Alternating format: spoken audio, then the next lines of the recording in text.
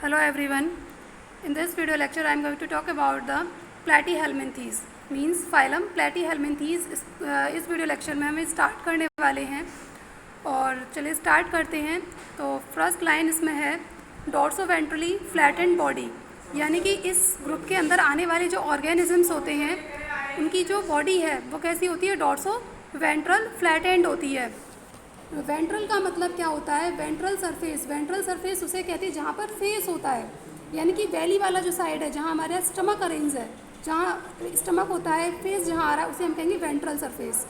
और dorsal surface किसे कहते हैं, जो इसके बिल्कुल अपोजिट है, जहाँ हमारी पीछे जो हमारी बैक पोर्शन है, पीछे वाला पोर्शन जहाँ पर हमारी रीढ़ की हड्डी है, ठीक है, उसको हम बोलते हैं डॉर्सल सरफेस। जब ये दोनों ही सरफेस, यानी कि ना तो डॉर्सल सरफेस उसमें क्लियर है और ना ही वेंट्रल सरफेस क्लियर है, यानी कि जब ये दोनों सरफेसेस आपस में आके फ्यूज़ हो जाती हैं उसको हम बोलते हैं डॉर्सोवेंट्रली फ्लैटेंड बॉडी, ठीक है, जिसमें क्लियर नहीं कर पाते हैं, ना तो डॉर्सल साइड को क्लियर कर पा रहे हैं, ना ही वेंट्रल साइड को क्लियर कर पा रहे हैं, उसको बोलते हैं डॉर्सोवेंट्रली फ्लैटेंड बॉडी। ठीक, नेक्स्ट इसमें वो है बाईलेटरली सिमेट्रिकल।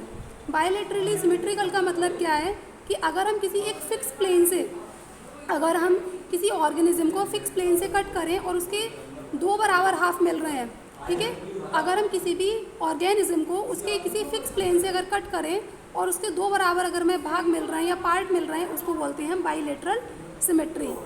नेक्स्ट है इसमें ट्रिप्लोब्लास्टिक। ट्रिप्लोब्लास्टिक का मतलब क्या होता है, जिसके अंदर 3 लेयर हैं, मतलब एक्टोडर्म, मीजोडर्म एंड एंडोडर्म, वो 3 लेयर्स आर प्रेजेंट। इनको हम बोलेंगे, क्या बोलेंगे, ट्रिप्लोब्लास्टिक ऑर्गेनिजम्स इनको हम कहते हैं। ट्रिप्लो का मतलब 3 और ब्लास्ट का मतलब लेयर, यानी कि ये तीनों लेयर जिसके अंदर प्रेजेंट हैं उनको हम बोलते हैं ट्रिप्लोब्लास्टिक ऑर्गेनिजम्स। इस ग्रुप के अंदर ये आएंगे।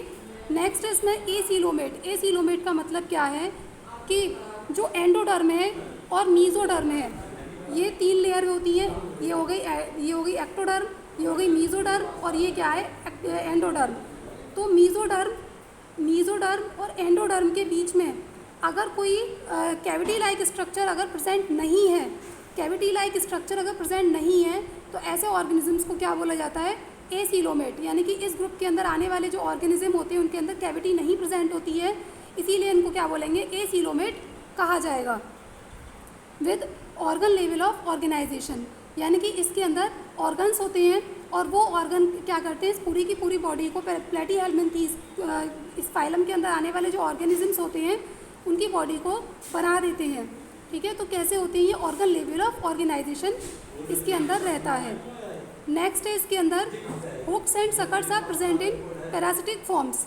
इसके अंदर क्या होते हैं, हुक्स और सकर्स होते हैं। जब भी किसी भी ये पैरासाइट के अंदर जाते हैं, क्योंकि ये कैसे होते हैं, पैरासिटिक फॉर्म्स होती हैं इनकी, तो जब भी किसी होस्ट के अंदर जाते हैं, ये जब भी किसी होस्ट के अंदर जाते हैं तो ये इनकी बॉडी के ऊपर क्या होते हैं, इनका जो स्ट्रक्चर होता है, जो इनका फेस होता है वो कैसा होता है, हेक्सागोनल होता है, और इसके ऊपर क्या होंगे, हुक लाइक स्ट्रक्चर्स प्रेजेंट होते हैं। और ये जो हुक लाइक स्ट्रक्चर्स हैं, ये उसके इन हुक लाइक स्ट्रक्चर से अपने उस होस्ट से चिपक जाते हैं और उसके थ्रू क्या करते हैं, ये उस ऑर्गेनिज्म के ब्लड को शक करते रहते हैं। नेक्स्ट है इसमें flame cells help in osmoregulation and excretion, यानी कि इसके अंदर क्या होती हैं, फ्लेम सेल्स होती हैं, वो क्या करेंगी, ऑस्मोरेगुलेशन में हेल्प करती हैं। ऑस्मोरेगुलेशन क्या होता है, जो कि किसी भी ऑर्गेनिज्म के अंदर वाटर लेवल को या फ्लूइड लेवल को मेंटेन रखने का काम करता है, उसको कहते हैं ऑस्मोरेगुलेशन। तो उस फ्लूइड लेवल को या वाटर लेवल को मेंटेन रखने का काम इसमें कौन करेगा, फ्लेम सेल्स करती हैं। साथ ही साथ इन्हीं फ्लेम सेल्स की हेल्प से इसके अंदर क्या होता है, एक्सक्रीशन होता है। एक्सक्रीशन क्या होता है कि जो भी वेस्ट मटीरियल है उसको बॉडी से एक्सपेल्ड आउट करना, यानी कि बाहर निकालना, उसे हम बोलेंगे एक्सक्रीशन। नेक्स्ट है इसके अंदर फर्टिलाइजेशन इज इंटरनल।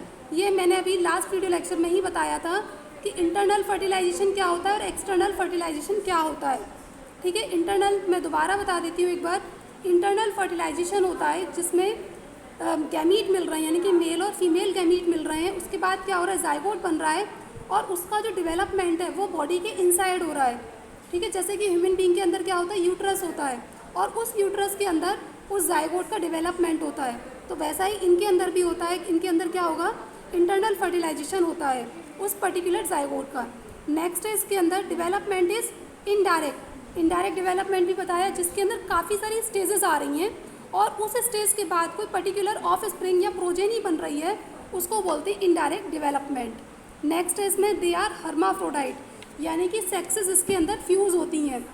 मेल और फीमेल सेक्सेस दोनों ही किसी एक ही ऑर्गेनिज्म के अंदर अगर मिल रही हैं, मेल और फीमेल सेक्सेस दोनों किसी एक ही ऑर्गेनिज्म के अंदर मिल रही हैं, तो ऐसे ऑर्गेनिजम्स क्या कहलाते हैं? हर्माफ्रोडाइट ऑर्गेनिजम्स कहलाते हैं, या फिर इनको हम क्या बोल सकते हैं? बाईसेक्सुअल ऑर्गेनिजम्स भी कह सकते हैं। अब इसके एग्जाम्पल्स क्या हैं? इसमें आने वाले जो एग्जाम्पल हैं वो हैं टीनिया, एक तो है इसमें टीनिया, और दूसरा क्या है? Planaria and fasciola. ठीक है, इसके एग्जाम्पल्स हैं taenia, planaria and fasciola. Okay, I hope कितना आपको क्लियर हुआ होगा। आज की वीडियो को हम यहीं स्टॉप करते हैं। Thank you student.